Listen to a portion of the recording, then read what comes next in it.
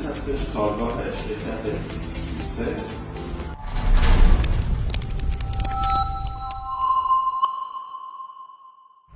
خب دوستان، محصولاتی که برای ایران ارسال میشه در حال حاضر اسکنر ایکس-1 هستش که آماده ارسال هستش و اینم اسکنر ایکس-1 که البته کشویی داره، بسیار سبک و نحیف هستش، قدرتش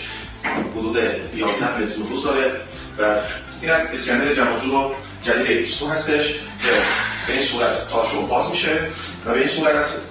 میتونید ازش استفاده کنید و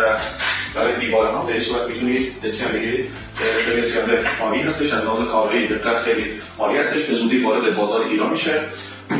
با این کارتون های جمع و جور، هم در ترکیه هم در ایران فروش خواهد داشت. خب لونا 5000 ردیابای لونا 5000 که اینا به ایران ارسال میشن با این کیف ها و با این استانداردها که دو تا آنتن کناره، یه دونه آنتن وسط، کابل شارژر دسته خود یونیت و کارت گارانتی و اینکه اینا برای ارسال‌های داخل کشور